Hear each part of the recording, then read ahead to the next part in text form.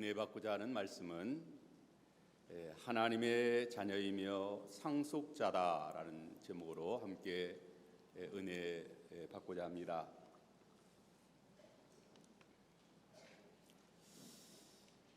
우리 성도는 하나님의 자녀이며 하나님의 상속자들입니다. 본문에서는 우리 성도는 하나님의 자녀이며 하나님의 상속자라고 말합니다. 우리가 하나님의 자녀요 하나님의 상속자라는 사실은 참으로 크고 놀라운 축복입니다. 이보다 더 큰 축복이 없습니다. 우리 성도가 이러한 큰 축복을 받게 된 것은 우리 주 예수 그리스도의 구속의 은혜로 값없이 우리가 받은 것입니다. 이 시간 본문의 말씀을 통해서 세 가지를 상고하고자 합니다. 첫째는 빚진 자이라는 것입니다. 예수 그리스도의 은혜로 값없이 하나님의 자녀가 되었고 상속자가 되었으므로 우리는 빚진 자입니다. 둘째는 양자의 영을 받아 하나님의 자녀들입니다. 셋째는 자녀이면 상속자입니다. 첫째, 성도는 빚진 자입니다. 12절에 보면 그러므로 형제들아 우리가 빚진 자로 돼 육신에게 져서 육신대로 살 것이 아니니라.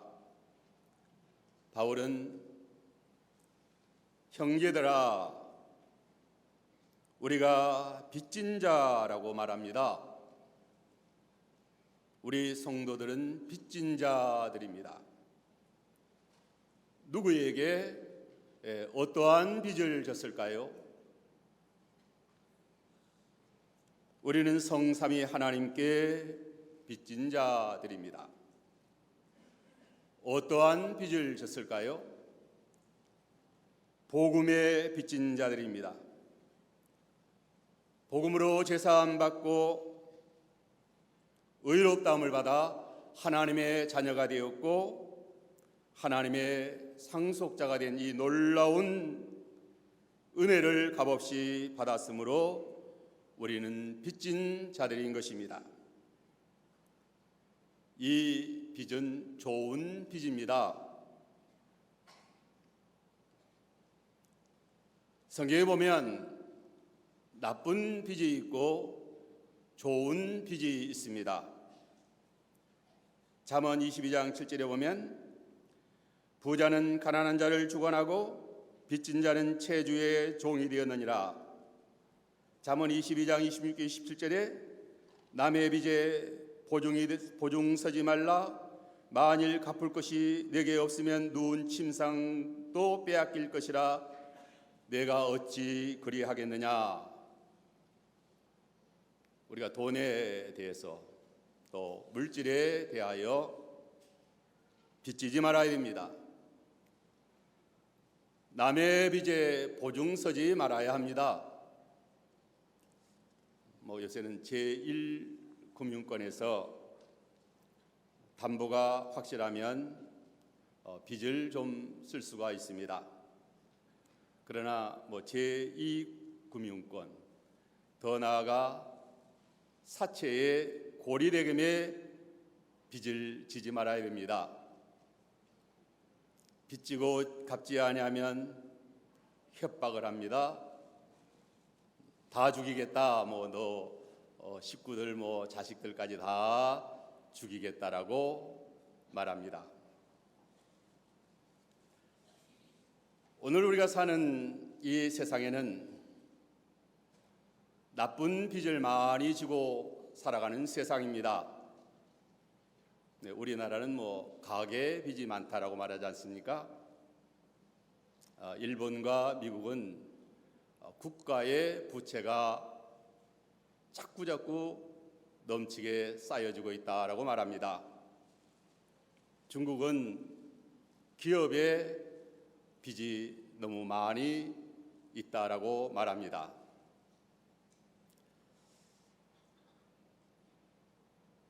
빚이 많으면 파산하게 됩니다. 세계의 경제가 빚으로 경영되고 있습니다. 지구는 무거운 빚으로 굴러가고 있다라고도 말합니다.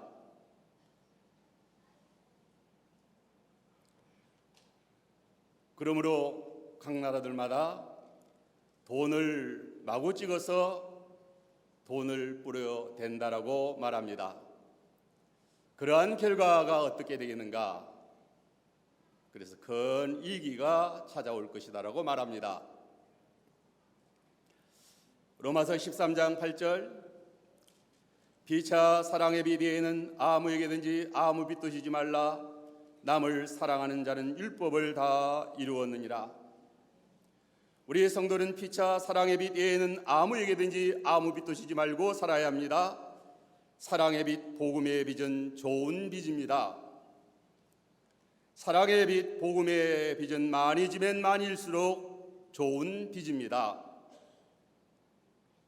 이 빚을 많이 지면 많을수록 또 많이 지고 많이 갚을수록 더 풍요로워지고 행복한 나라가 행복한 삶을 살게 되는 것입니다. 그러므로 형제들아 우리가 빚진 자라고 했습니다. 여기 그러므로의 접속사는 로마서 8장 1절에서 11절의 말씀입니다. 로마서 1장 1절 2절을 읽어주시기 바랍니다. 로마서 8장 1절 2절. 8장 1절 그러므로 이제 그리스도 예수 안에 있는 자에게는 결코 정죄함이 없나니 이는 그리스도 예수 안에 있는 생명의 성령의 법이 죄와 사망의 법에서 너를 해방하였음이라. 네, 우리 성도는 그리스도 예수 안에 있는 생명의 성령의 법으로 죄와 사망의 법에서 해방을 받았습니다. 죄와 사망의 법에 매여 종노릇하던 우리 인생들은 갚을 길이 없는 1만 달란트의 빚진 자들입니다. 1만 달란트의 빚을 진 자들에게 내 몸과 아내와 자식들과 모든 소유를 팔아 다 갚으라 했어요. 갚을 길이 없는 1만 달란트의 빚을 진 죄와 사망의 무거운 빚의 짐에서 우리를 해방시켜 주셨습니다. 우리를 자유롭게 주신 것입니다. 무조건적인 사랑으로 이 빚을 다 탕감해 주신 것입니다. 이제 우리 성도는 예수 그리스도의 은혜에 빚진 자가 된 것입니다. 그리스도 예수의 생명의 성령의 법으로 속량함을 받은 것입니다. 이 놀라운 은혜를 값없이 받았으므로 우리는 빚진 자들인 것입니다. 로마서에는 빚진 자라는 말이 3번 나옵니다. 이제 로마서 1장 14절 한번 읽어주시기 바랍니다. 1장 14절 헬라인이나 야만인이나 지혜 있는 자나 어리석은 자에게 다 내가 빚진 자라. 바울은 그들에게 무슨 빚을 졌다는 말입니까? 복음의 빚진 자라는 말입니다. 복음의 은혜를 먼저 받은 자는 다 복음의 빚진 자들입니다. 복음의 은혜를 받은 자들을 왜 빚진 자라고 말할까요? 복음의 은혜는 쉽게 가치 없이 주어진 것이 아닙니다. 가치 없는 하찮은 것이 우리에게 거저 아무렇게나 던져진 것이 아닙니다. 사도행전 20장 28절에 하나님이 자기 피로 사신 교회라고 했고, 고린도전서 6장 19절 20절에 너희 몸은 너희가 하나님께로부터 받은 바 너희 가운데 계신 성령의 전유를 알지 못하느냐. 너희는 너희 자신의 것이 아니라 값으로 산 것이 되었으니 그런즉 너희 몸으로 하나님께 영광을 돌리라 했습니다. 너희는 너희 자신의 것이 아니라 값으로 산 것이 되었다라고 했어요. 무슨 값을 지불하고 산 것이 되었을까요? 하나님의 독생자 예수 그리스도의 피의 값을 지불하고 산 것입니다. 본래 우리는 죄와 사망의 법에 매여 꼼짝 달싹하지 못하는 자들입니다. 그러한 자들을 하나님의 아들 그리스도의 피의 값을 지불하고 우리를 속량하여 내신 것입니다. 우리를 위하여 예수 그리스도의 피의 값이 지불된 것입니다. 베드로전서 1장 18절로 19절 읽으시기 바랍니다. 베드로전서 1장 18절 19절. 1장 18절 너희가 알거니와 너희 조상이 물려준 헛된 행실에서 대속함을 받은 것은 은이나 금같이 없어질 것으로 된 것이 아니요 오직 흠없고 점없는 어린 양 같은 그리스도의 보배로운 피로 된 것이니라. 네, 너희 조상이 물려준 헛된 행실이란 죄와 사망의 법에 매여 있는 것을 말합니다. 죄와 사망에 매여 헛된 행실로 살아가는 자를 대속하여 주셨습니다. 여기 대속이라는 말은 대신 대가를 지불하고 속량하여 낸 것을 말합니다. 이 대속은 없어질 은이나 금으로 된 것이 아닙니다.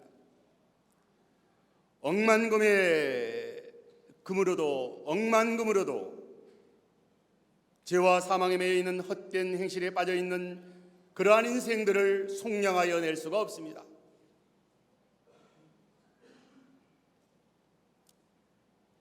억만금이 있어도 안 됩니다. 재벌도 안 됩니다. 이 세상에 어떤 황제도 할 수가 없어요. 오직 흠없고 점없는 어린 양 같은 그리스도의 보배로운 피로 속량하여 주신 것입니다. 어린 양 같은 그리스도의 보배로운 피의 값은 은과 금으로 계산할 수 없는 값입니다.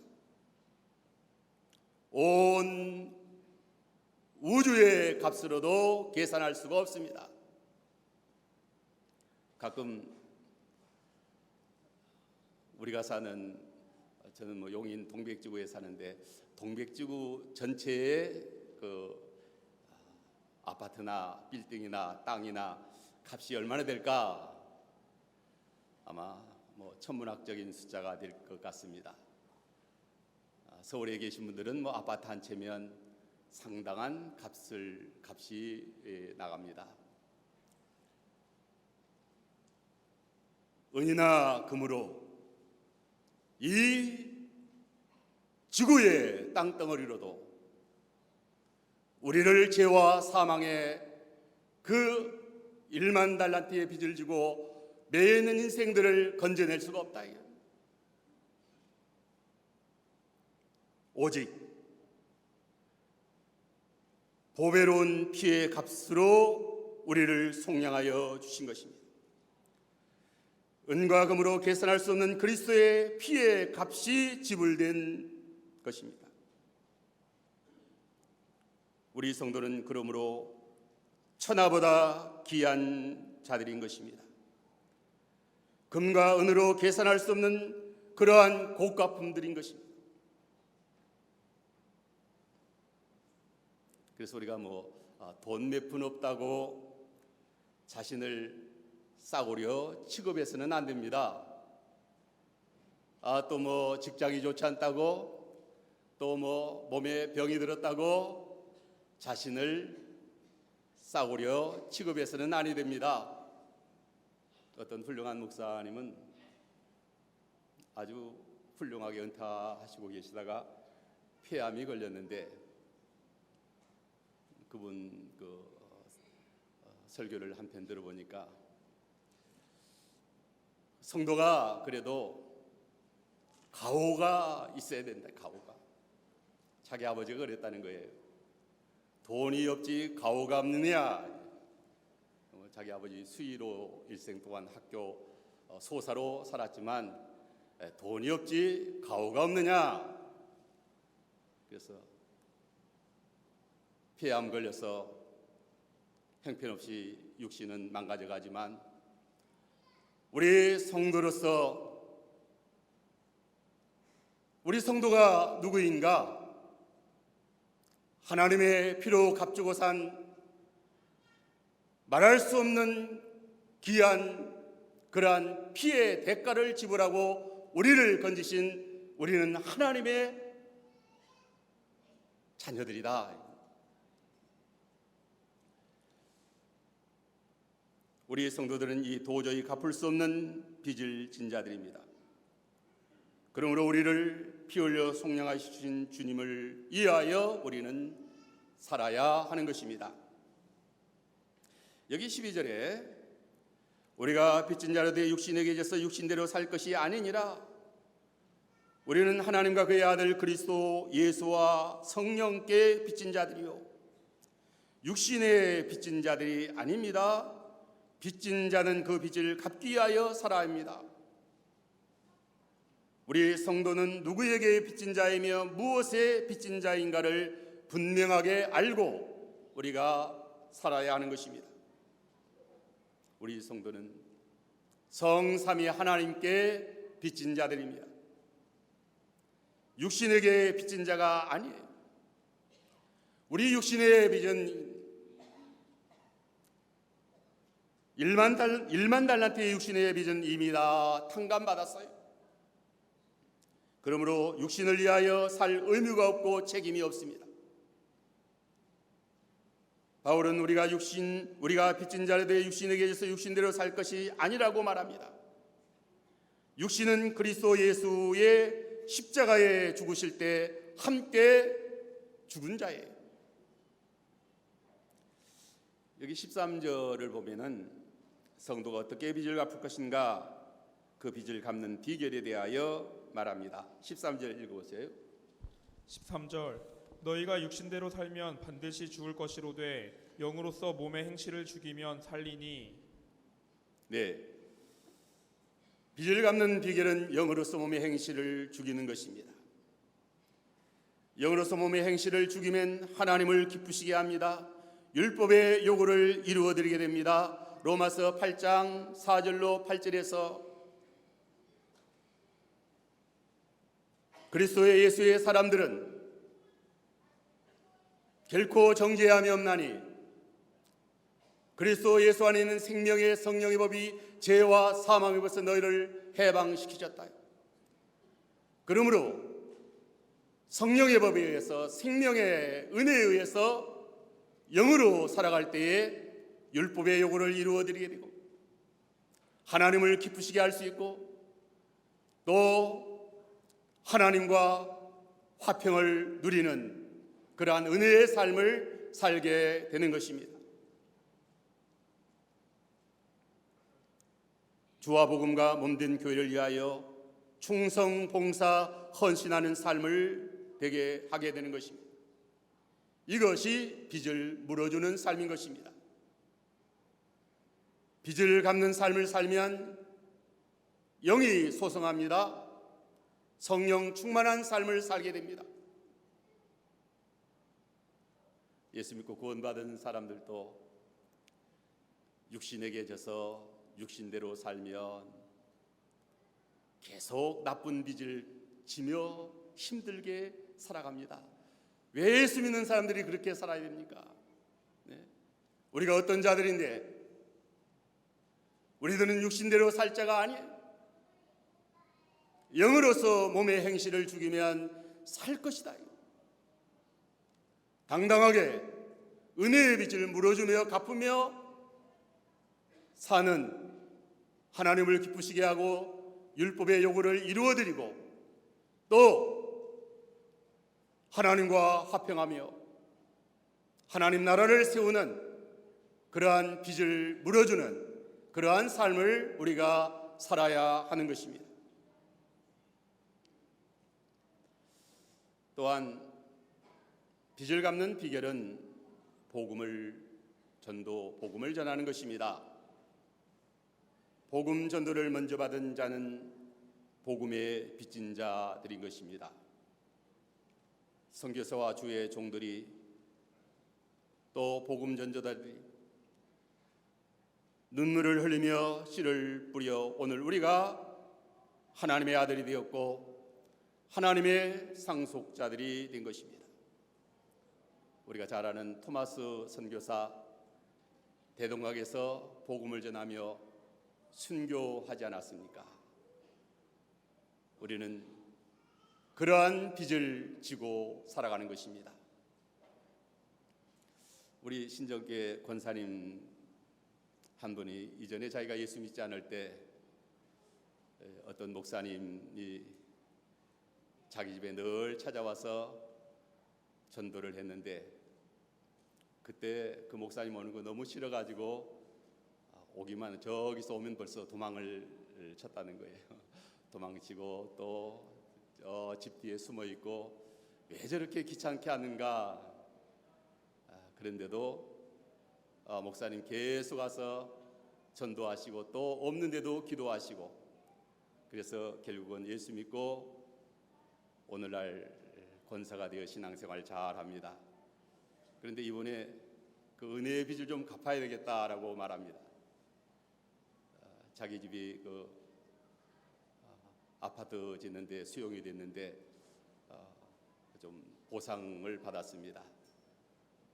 교회에 헌금도 좀 하고 또 저에 대해서도 좀 사례하고 또 그 목사님에 대해서 좀 빚을 갚아야 되겠다. 참 얼마나 감사한지 모릅니다. 우리가 빚을 갚아야 됩니다. 빚을 다 갚지 못하고 아무리 다 갚으려고 해도 다 갚지 못하고 주님 앞에 서게 될 것입니다. 이제 두 번째로 우리 성도는 하나님의 자녀입니다. 14절 16절 읽어주시기 바랍니다. 14절 16절 14절 무릇 하나님의 영으로 인도함을 받는 사람은 곧 하나님의 아들이라. 너희는 다시 무서워하는 종의 영을 받지 아니하고 양자의 영을 받았으므로 우리가 아빠 아버지라고 부르짖느니라. 성령이 친히 우리의 영과 더불어 우리가 하나님의 자녀인 것을 증언하시니. 이 말씀 14절 16절에서는 우리가 하나님의 자녀인 것을 세 가지로 말합니다. 첫째, 하나님의 영으로 인도함을 받는 사람은 하나님의 아들이다. 둘째, 양자의 영을 받았으므로 우리가 하나님을 아빠 아버지라 부른다. 셋째, 성령이 친히 우리 영과 더불어 우리가 하나님의 자녀인 것을 증언하신다. 우리 인생이 어떻게 하나님의 영광의 자녀가 되었습니까? 우리 사람이 하나님의 자녀가 된 것보다 더 큰 영광의 복이 어디 있습니까? 오늘날 예수 믿는 사람들 보면은 이 사실을 망각하고 우리가 하나님의 영광의 자녀가 되었는데 이 하나님의 자녀라는 사실을 망각하고 세상에 눈에 보이는 안 믿는 사람들의 가치 기준으로 뭐가 좀 있으면 자기가 좀 훌륭한 것 같고 안 믿는 사람들의 가치 기준으로 뭐가 좀 없으면 안 되면 자기가 별것 아니고 아무것도 아닌 거라고 그렇게 생각하며 살아가는 그게 우리 성도들 그랬어야 되겠는가요?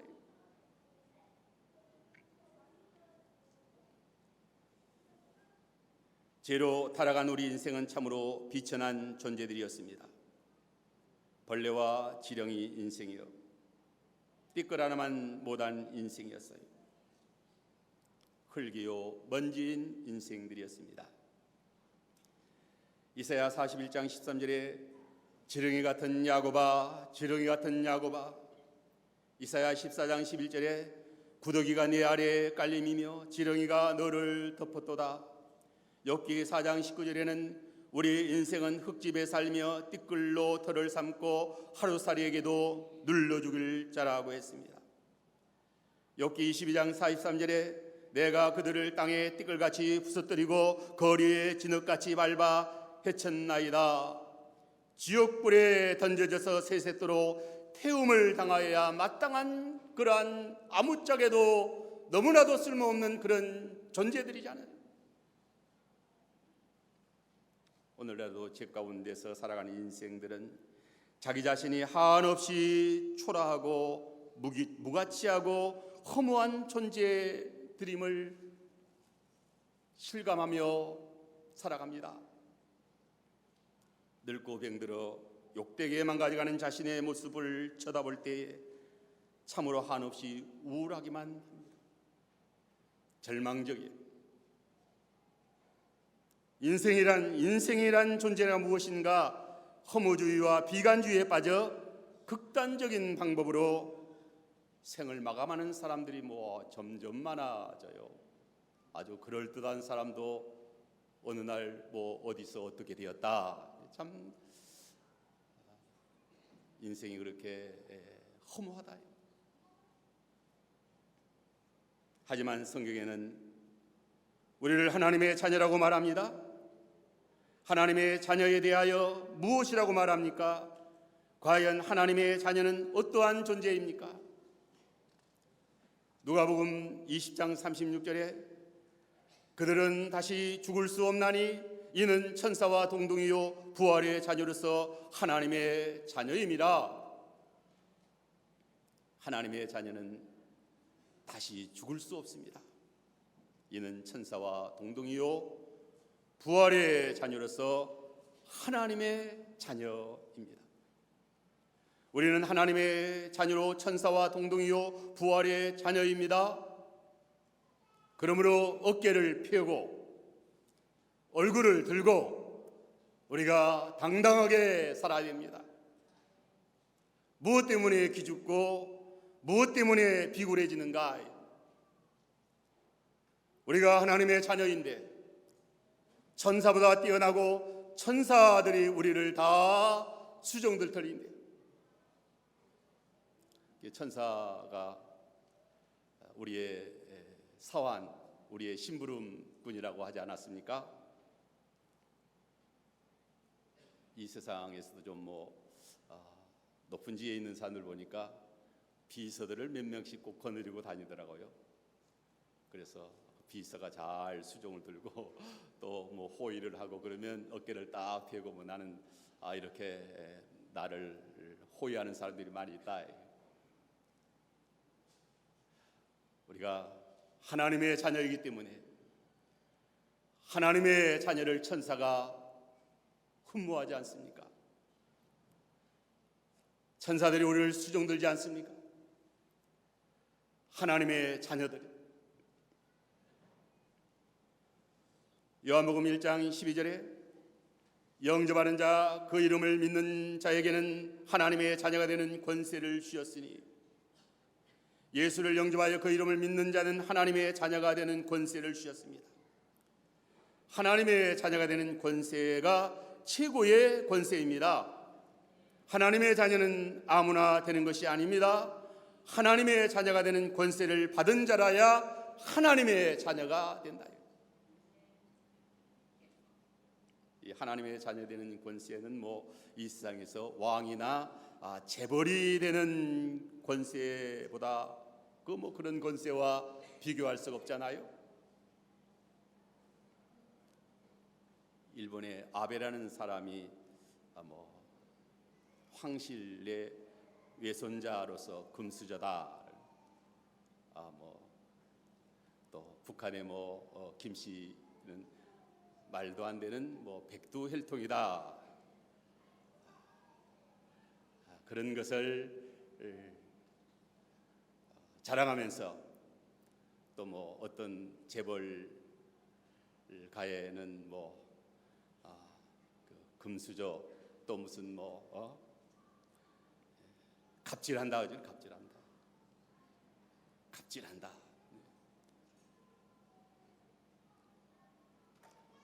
우리 성도는 하나님의 자녀가 되는 권세를 받은 자들인 것입니다.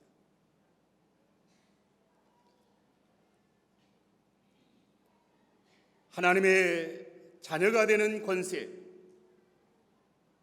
큰 권세입니다. 하나님의 권세가 임되어 있습니다. 하나님의 자녀들에게는 어떤 권세가 임되어 있을까요?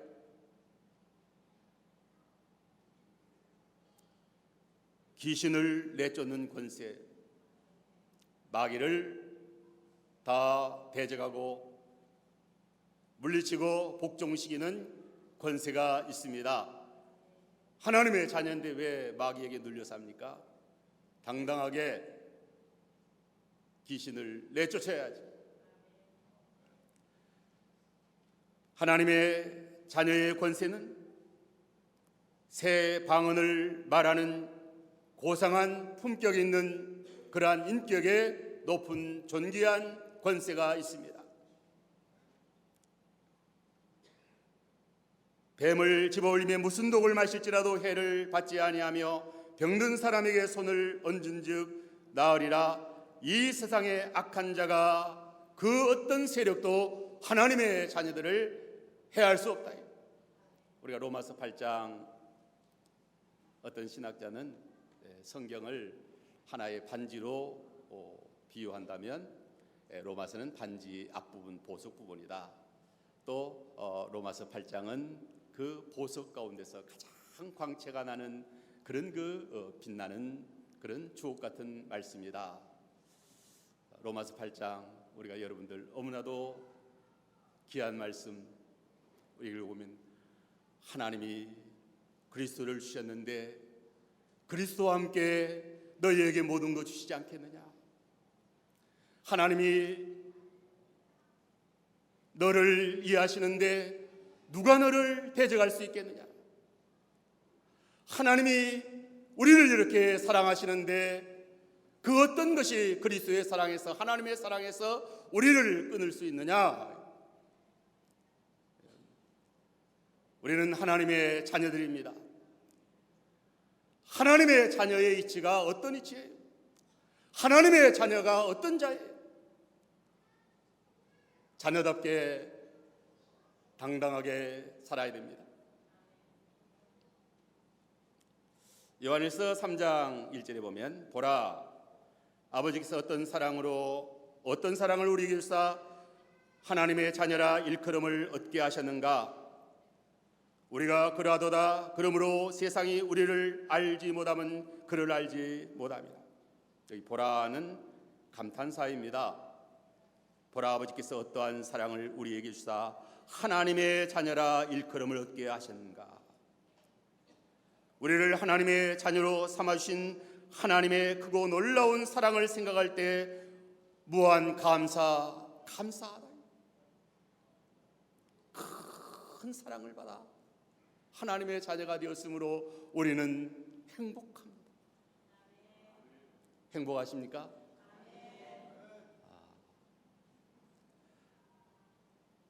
사랑받은 하나님의 자녀인데 어찌 행복하지 않습니까? 우리는 행복에 겨워서 신명기에 보면 이스라엘아 너희는 행복자로다 하지 않습니까? 이스라엘아 너희는 행복자로다. 하나님의 놀라운 사랑을 받아 하나님의 자녀인데 얼마나 행복합니까? 예수 믿고 은혜 생활하는 것은 행복한 것입니다. 행복한 거예요.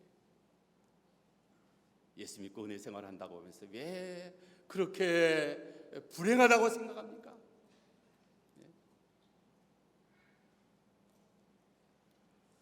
요한일서 3장 2절 사랑하는 자들아 우리가 지금은 하나님의 자녀라 장래에 어떻게 될 것은 아직 나타나지 아니하였으니 그가 나타내심이 되면 우리가 그와 같을 줄을 아는 것은 그의 계신 그대로 볼 것을 인함이니 하나님의 자녀는 하나님과 같을 줄을 안다고 했습니다.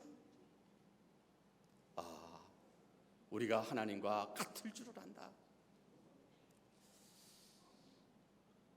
아담과 하와가 마귀의 꼬임에 넘어가 교만한 마음 품고 선악과를 따먹고 하나님과 같이 되려고 했습니다. 오직 예수 그리스도를 믿음으로 하나님의 자녀가 된 것입니다. 하나님의 자녀는 하나님과 같이 된 것이다. 선악과 따먹고 하나님같이 되려고 하지 말라는 거예요. 오늘날에도 선악과 따먹고 하나님같이 되려고 하는 자들이 많이 있어요. 왜 선악과 따먹고 하나님같이 하나님과 자녀 하나님같이 되려고 하죠? 우리는 생명과를 따먹어야 돼요. 생명 되시는 예수 그리스도 믿음으로 하나님의 자녀로 하나님같이 선악과 따먹고 하나님같이 될 하나님같이 되려고 하는 자들은 마귀 자식 되어서 지옥불에 던져집니다. 마귀 자식 되어서 지옥불에 던져지는 거예요. 우리는 하나님 자녀로서 하나님 같이 하나님 자녀이니까 그래서 백도 혈통이다 무슨 황제 혈통이다. 우리는 무슨 혈통이에요? 예수 그리스도의 혈통이다. 하나님의 아들 예수 그리스도의 혈통이다. 하나님의 자녀들이다. 사도 베드로는 베드로전서 2장 9절에서 하나님의 자녀들의 영광의 이상을 다음과 같이 말합니다. 너희는 택하신 족속의 왕같은 제사장들이요 거룩한 나라요 그의 소유된 백성이니 이는 너희를 어두운 데서 불러내어 그의 기이한 빛에 들어가게 하신 이의 아름다운 덕을 선전하게 하려 하십니다. 너희는 택하신 족속이다. 창세전부터 택하신 족속이에요. 왕같은 제사장들이요 거룩한 나라예요. 그의 소유된 백성이니 이는 너희를 어두운 데서 불러내어 그의 기이한 빛에 들어가게 했습니다. 아름다운 덕을 선전하게 하려 합니다. 자, 하나님의 자녀이기 때문에 하나님이 얼마나 아끼시고 얼마나 사랑하실까요? 그래서 안심하고 살아가야 됩니다. 네. 하나님의 자녀를 하나님이 얼마나 이해하십니까? 네. 하나님이 악한 자가 만지지도 못하게 하십니다. 하나님의 자녀들인데 무엇이 없다고 걱정합니까? 네. 무엇 때문에 염려합니까? 하나님의 아들들에게 그리스도와 함께 영광의 자녀들 그리스도와 함께 모든 것을 너희에게 더하여 주신다고 했잖아요.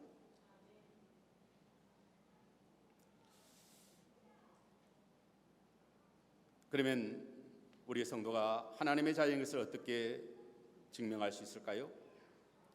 오늘 나 자신이 어떻게 하나님의 자녀인 것을 알며 살아갑니까? 나는 지금 하나님의 자녀로 당당하게 살아가고 있습니까?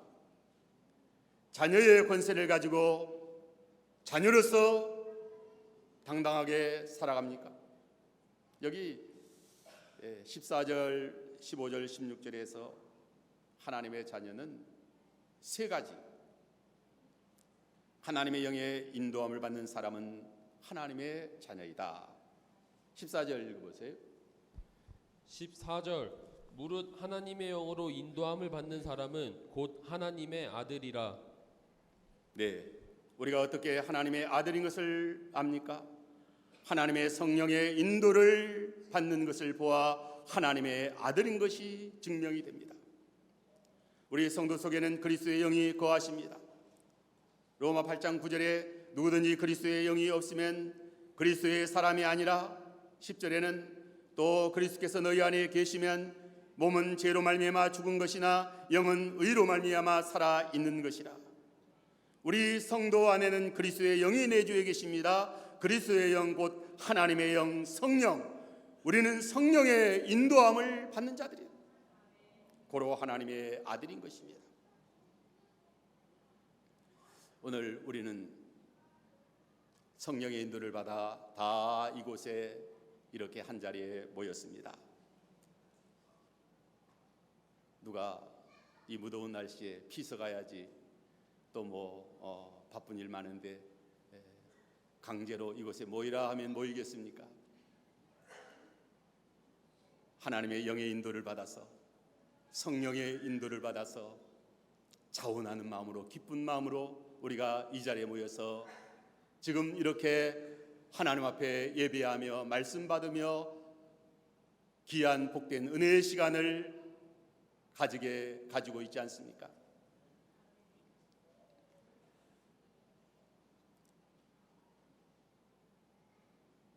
하나님의 영의 인도를 받는 사람은 하나님의 아들인 것입니다. 로마서 8장에서 하나님의 영의 인도를 받음에 대하여 거듭거듭 우리에게 교훈하여 줍니다. 4절에서 그 영을 따라 행하는 우리에게, 5절에서 영을 따라 영의 생각으로 영의 인도를 받아 하나님을 기쁘시게 하고, 영의 인도를 따라 율법의 요구를 이루어드리게 되고, 영의 인도를 따라 하나님과 화목하게 되고, 육신을 따라 세상에 썩어질 것을 따라 살지 아니하고 우리는 성령의 인도를 따라, 영의 인도를 따라 성령이 말할 수 없는 탄식으로 우리를 인도하시기 위하여, 우리를 위하여 기도하시고, 성령이, 우리가 빌바를 알지 못하지만 성령이 우리를 위하여 기도해 주시고 우리 영과 함께 우리를 영으로 인도해 주시는 이 은혜가 우리와 함께 하는 것입니다. 이제 또한 15절에는 양자의 영을 받았으므로 우리가 하나님을 아빠, 아버지라 부른다고 했습니다. 15절 읽어보세요. 15절 너희는 다시 무서워하는 종의 영을 받지 아니하고 양자의 영을 받았으므로 우리가 아빠 아버지라고 부르짖느니라. 여기 무서워하는 종의 영은 곧 죄의 종된 자가 율법으로 인하여 하나님 앞에 심판받을 것을 두려워하는 것을 말합니다. 사람을 두렵게 하고 속박하는 것은 율법입니다. 율법은 죄를 심판합니다. 사람은 죄의 종이요 율법의 종입니다. 죄의 종으로, 율법의 종으로 무서워하는 종의 영을 받은 자가 아니에요. 이제 무서워하는 종의 영에서 다 자유함을 얻었어요. 율법에서, 죄에서 이제 자유함을 얻었다. 요한복음 8장 34절 36절에 죄를 범하는 자마다 죄의 종이라. 종은 영원히 집에 거하지 못하되 아들은 영원히 거하나니 그러므로 아들이 너희를 자유롭게 하면 너희가 참으로 자유로우리라. 우리는 영의 인도를 받았어. 아들의 영으로 아들이 너희를 자유롭게 하면 자유로우리라. 영의 자유, 말씀의 진리의 자유, 심령의 자유. 우리는 모든 면에 자유로운 자인 것입니다. 세상 죄나 물질이나 또 세상 어떤 누구에게도 우리는 빚진 자가 아니에요. 종이 아니다. 우리는 자유로운 자예요. 오직 은혜에만 빚진 자다. 여기 양자의 영을 받았으므로, 양자의 영을 받았다는 것은 그리스도의 영 곧 성령을 받았다는 말입니다. 그러므로 양자의 영, 그리스도의 영, 성령, 그리스도의 영은 하나님의 독생자의 영이신데 어찌 양자의 영이라고 했는가? 우리 성도가 양자이지 않습니까? 우리 성도가 양자이지 그리스도가 양자가 아니고 그리스도는 독생자이십니다. 그런데 왜 그리스도를 양자의 영이라고 했을까요? 그리스도의 영 곧 성령을 양자의 영이라고 하면 성령께서 우리 영을 살려서 우리를 하나님의 양자로 삼아 주셨기 때문입니다. 그리스도의 영이 우리로 하나님의 양자 되게 하셨기 때문에 양자의 영이라고 말한 것입니다. 성령께서 예수의 생명의 복음으로 우리 영혼을 거듭나게 하사 양자의 영이신 그리스도께서 우리를 양자로 삼아 주셨다. 그래서 양자의 영을 받아 우리가 하나님의 양자가 된 것입니다. 양자의 영을 받지 아니하였으면, 성령을 받지 아니하였으면 우리가 어떻게 하나님의 자녀가 될 수 있습니까?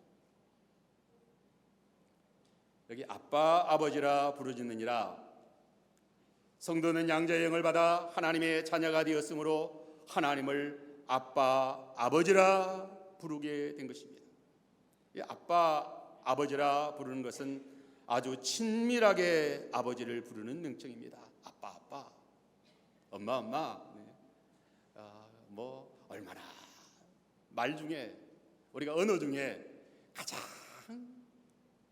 친밀한 언어, 말, 아빠 아빠, 아버지 엄마 엄마 하잖아요. 네?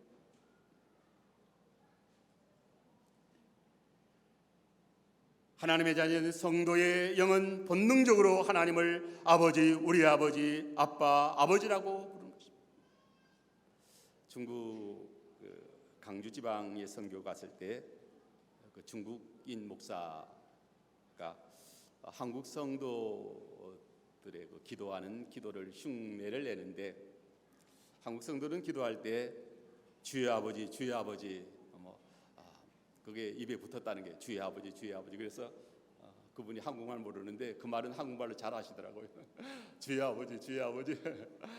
그래서 아주 그분이 매우 인상적으로 아마 그 주여 아버지 하는 말을 받아들였던 것 같아요. 주여 아버지, 주여 아버지 부르면 주여 아버지, 아빠 아버지, 하나님 아버지, 나의 아버지, 무엇이 걱정이 됩니까? 하나님이 나의 아버지신데, 나의 아빠 아버지신데 안심이 되잖아요. 그 어떤 환난도, 그 어떤 칼이나 그 어떤 사망의 위험도 하나님의 아들인 하나님의 자녀들을 해롭게 할 수 없고, 그래서 우리는 아버지 하며 안심하며 살아가는, 담대하게 살아가는, 걱정 없이 살아가는. 또한 16절에는 우리가 하나님의 자녀인 것을 성령이 우리 영과 더불어 증언하신다라고 했습니다. 16절, 성령이 친히 우리 영과 더불어 우리가 하나님의 자녀인 것을 증언하시나니, 이 말씀은 우리가 양자의 영을 받아 하나님의 자녀인 사실을 한 걸음 더 나아가 분명하게 증언해주고 있습니다. 성령께서 우리 영과 함께 우리가 하나님의 자녀인 것을 증언해 주시기 때문에 우리는 본능적으로 하나님을 아빠, 아버지라 부릅니다.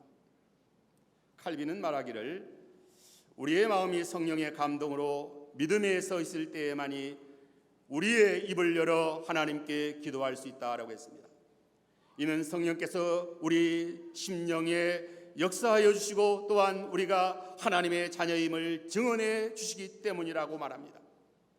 성령이 우리 영으로 더불어 우리가 하나님의 자녀임을 증언해 주시기 때문에 담대하게 우리 하나님 아버지, 아버지 하나님께 입을 열어, 입술을 열어 아버지 하나님, 우리가 하나님 앞에, 나의 아버지 앞에 기도하자고 부르짖고,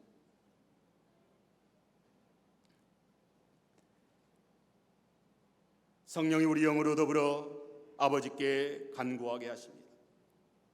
성령이 우리 영과 더불어 역사하여 주시기 때문에 율법의 요구를 다 이루어드리고 영의 일을 생각하게 됩니다.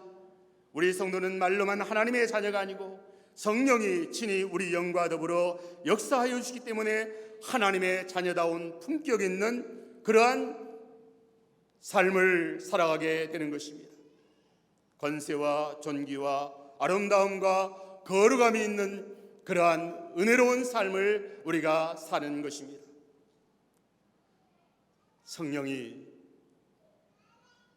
친히 우리 영과 더불어 우리가 하나님의 자녀인 것을 증언해 주신다. 이 증언은 너무나도 확실한 증언입니다. 성령이 인치시고 성령의 불도장 찍으시고 성령이 우리 안에서 이렇게 너는 하나님의 자녀다. 너는 하나님의 자녀다. 그렇게 계속해서 증언해 주고 계시는데 왜 나는 아직도 마귀의 자식인가? 마귀의 자식인가? 뭐 그렇게 마귀가 너는 하나님 자녀 아니야. 너는 아직도 사탄 마귀의 자식이야. 그렇게 마귀에 휘둘리면 되겠습니까? 우리는 하나님의 자녀입니다. 하나님의 자녀답게 하나님 아버지 모시고 하나님 경외하며 살아가는 그러한 우리들의 은혜 생활 되도록 해야 되겠습니다. 이제 마지막으로 셋째, 하나님의 자녀이면 하나님의 상속자입니다. 17절 읽어보시기 바랍니다. 17절 자녀이면 또한 상속자 곧 하나님의 상속자요 그리스도와 함께한 상속자니 우리가 그와 함께 영광을 받기 위하여 고난도 함께 받아야 할 것이니라. 네, 하나님의 자녀이면 하나님의 상속자입니다. 혹자는 자녀와 상속자는 의미상 차이가 없다고 말합니다. 그러나 자녀는 가족관계를 강조하는 용어이며 상속자는 기업을 물려받는 자에 대한 용어입니다. 바울은 하나님의 자녀로서 하나님의 상속자가 되는 특권과 권세를 강조하여 말합니다. 우리 성도는 하나님의 자녀입니다. 하나님과 가족관계에 있어서도 가장 가까운 하나님의 자녀다. 뿐만 아니라 그리스도와 함께한 상속자입니다. 우리 성도는 하나님의 상속자입니다. 그리스도와 함께 하나님의 영광의 나라를 상속받을 자들이다. 대단한 존재들이지 않습니까? 이 상속자라는 그러한 깨달음을 가지고 살아갈 때 우리는 뭐 부러울 것이 없지 않습니까? 얼마나 가슴이 떡 벌어지면서 부자다, 이게 부자. 뭐 얼마나 부여로운지 풍요로운지. 상속자인데 하나님의 상속자들인데 두 가지 면에서 하나님의 상속자를 생각할 수 있습니다. 하나님의 자녀는 이 세상 나라, 이 세상 땅의 것에 대해서도 상속자가 될 뿐만 아니라 하늘나라의 상속자가 됩니다. 성도는 이 세상 나라의 상속자들이 되게 하십니다. 하나님의 자녀들에게 땅을 맡기셨습니다. 아담과 하와에게 땅을 맡기시고 다스리고 정복하라 했습니다. 노아 홍수 후에는 온 지구를 노아의 8식구에게 맡기셨습니다. 이스라엘에게 젖과 꿀이 흐르는 가나안 땅을 기업으로 주셨습니다. 영국의 청교도들에게 북아메리카를 가장 노른자의 땅, 이전에 신문을 보니까 교황이 지금부터 1천년 전, 그러니까 천년 가운데 가장 놀라운 사건이 있는데 그것은 북미 대륙을 발견한 것이다라는 그런 말을 한 것이 기억납니다. 그 북미 대륙, 북아메리카 대륙 얼마나 좋은 땅입니까? 그 땅을 누구에게 주셨어요? 청교도들에게 주셨어요. 청교도들. 그 땅을 주셔서 세계를 복음화하는데 그 땅에서 세계를 복음하는 그 일을 앞장설 수 있도록 하나님께서 많은 은혜와 복을 주신 것입니다. 지금도 하나님의 자녀들에게 땅을 차지하게 하십니다.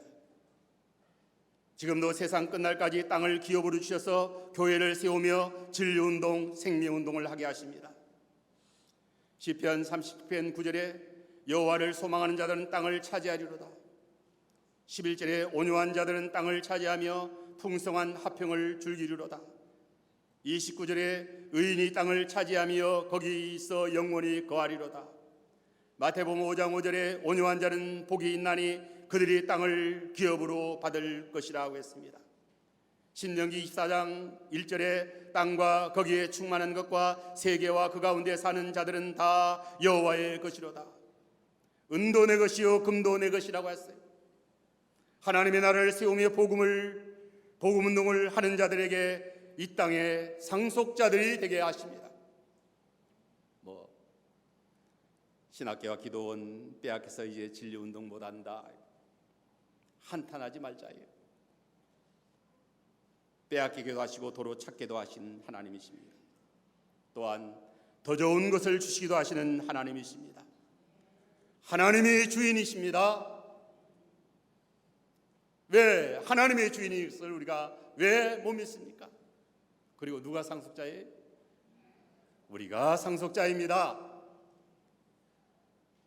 하나님의 자녀들이 상속자이지 선악과 따먹는 자들이 상속자가 아니에요. 불의를 행하는 자들이 상속자가 될 수가 없어요. 하나님의 자녀들이 상속자예요.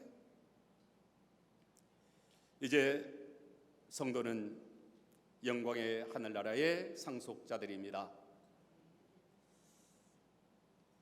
요한복음 14장 1절, 장례 때마다 이 말씀 상고하면서 같이 은혜를 나눕니다.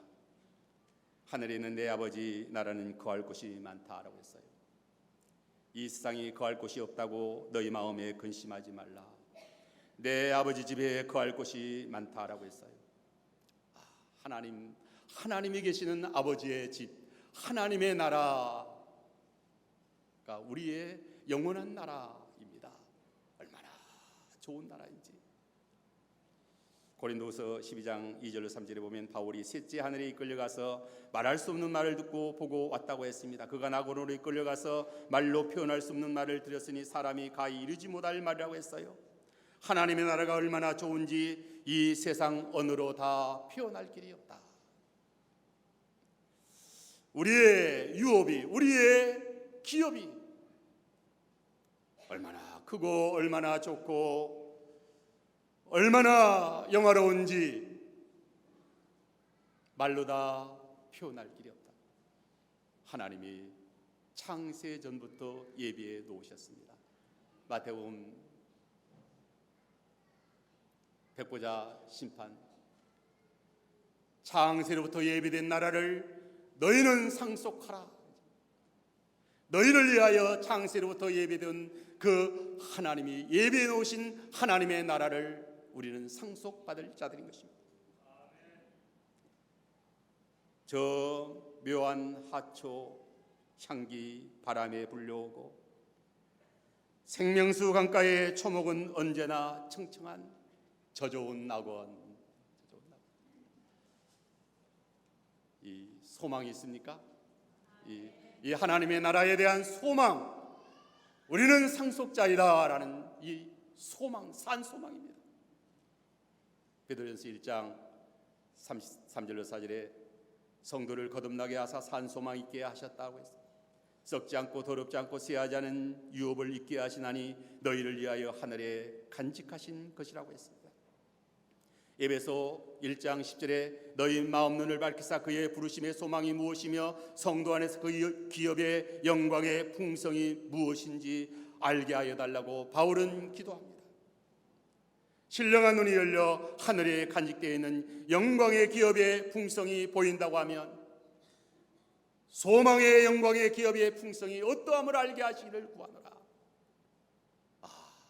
너무너무 좋다. 너무너무 좋은데 안타까운 것은 연세가 많으신 분들도 그렇게 힘들게 살면서도 어떻게 하면 좀 더 이 세상에서 좀 더 어떻게 좀 더 이 세상 것을 좀 누려보려고 너무 우리가 하늘이 열리지 않았잖아요. 하늘이 좀 열렸으면 좋겠어요. 하늘의 부르심의 소망의 영광의 기업이 풍성하다고 하면 이 세상이 무엇이 부럽습니까? 무엇이 거기에 비할 것이 있겠는가요?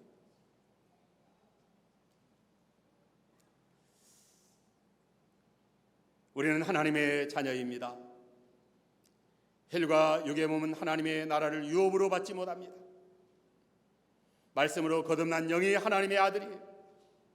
우리의 몸은 신령한 몸으로 부활하여 새롭게 된 만물을 유업으로 받게 될 자들인 것입니다. 신령한 부활의 몸이 새 하늘과 새 땅을 유업으로 받게 될 것입니다.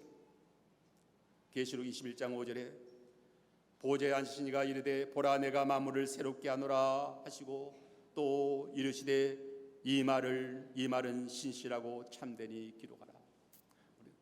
우리 교회에서 지난주에 만물을 새롭게 하시는 만물이 피조물이 구원을 고대하는 말씀을 상고했는데 하나님이 이 만물을 지금 우리가 살고 있는 이 피조물 지구는 많이 피곤해져 있고 전도서에 보면 만물이 피곤하다는 것을 말로 다 할 수 없다.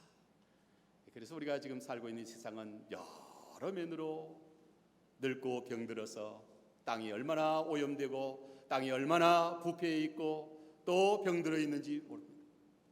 그러나 새 하늘과 새 땅 만물을 새롭게 하노라. 또 우리의 몸도 새롭게 하셔서 신령한 몸으로 부활하게 하셔서 그 새롭게 한 그 하나님의 나라를 우리의 유업으로 우리는 하나님의 상속자로 영원토록 복되게 살아갈 것입니다.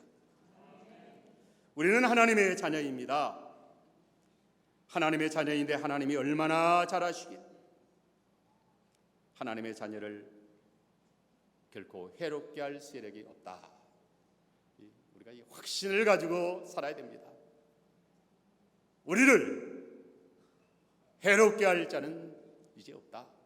하나님의 자녀인데 하나님의 자녀를 누가 건드릴 수 있어요?